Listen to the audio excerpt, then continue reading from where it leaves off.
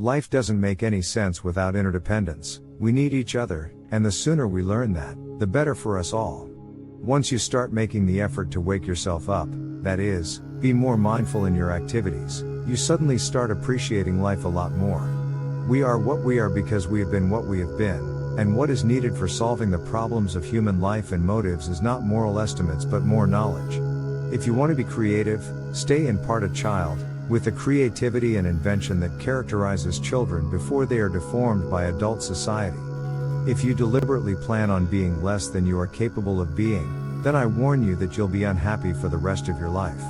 Everything can be taken from a man, but the last of the human freedoms, to choose one's attitudes in any given set of circumstances. We shouldn't teach great books, we should teach a love of reading. Knowing the contents of a few works of literature is a trivial achievement. Being inclined to go on reading is a great achievement. Probably the biggest insight is that happiness is not just a place, but also a process. Happiness is an ongoing process of fresh challenges, and it takes the right attitudes and activities to continue to be happy. It is not primarily our physical selves that limit us but rather our mindset about our physical limits. For happy people, time is filled and planned. For unhappy people, time is unfilled, open and uncommitted. They postpone things and are inefficient. The highest and most beautiful things in life are not to be heard about, nor read about, nor seen but, if one will, are to be lived. We need 4 hugs a day for survival, we need 8 hugs a day for maintenance, we need 12 hugs a day for growth. The best way to find out whether you're on the right path? Stop looking at the path. Every person on this earth is full of great possibilities that can be realized through imagination, effort, and perseverance. Happiness is not out there for us to find. The reason that it's not out there is that it's inside us. When we encounter an unexpected challenge or threat, the only way to save ourselves is to hold on tight to the people around us and not let go. The truth is, bad things don't affect us as profoundly as we expect them to. That's true of good things, too. We adapt very quickly to either. Even a happy life cannot be without a measure of darkness, and the word happy would lose its meaning if it were not balanced by sadness. Be content with what you have, rejoice in how things are. When you realize there is nothing lacking, the whole world belongs to you. Compassion does not render people tearful idlers, moral weaklings, or passive onlookers, but individuals who will take on the pain of others, even when given the chance to skip out on such difficult action or in anonymous conditions. When we are open to new possibilities, we find them. Be open and skeptical of everything. It's more selfless to act happy.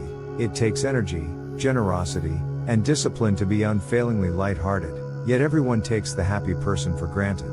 Happiness is the only thing that multiplies when you share it. Genuine feelings cannot be produced, nor can they be eradicated. The body sticks to the facts. Becoming is better than being. I don't know what's worse, to now know what you are and be happy, or to become what you've always wanted to be and feel alone. A wonderful fact to reflect upon, that every human creature is constituted to be that profound secret and mystery to every other. Our wounds are often the openings into the best and most beautiful part of us. The pendulum of the mind oscillates between sense and nonsense, not between right and wrong. We are such stuff as dreams are made on, and our little life is rounded with a sleep. The human race is a monotonous affair. Most people spend the greatest part of their time working in order to live, and what little freedom remains so fills them with fear that they seek out any and every means to be rid of it. How hurtful it can be to deny one's true self and live a life of lies just to appease others. Happiness cannot be pursued, it must ensue. The human mind is not a terribly logical or consistent place. Reality denied comes back to haunt. A life that is burdened with expectations is a heavy life. Its fruit is sorrow and disappointment. But the human tongue is a beast that few can master. It strains constantly to break out of cage, and if it is not tamed, it will turn wild and cause you grief. People who need to bully you are the easiest to push around. We forget very easily what gives us pain. Every criticism, judgment, diagnosis, and expression of anger is the tragic expression of an unmet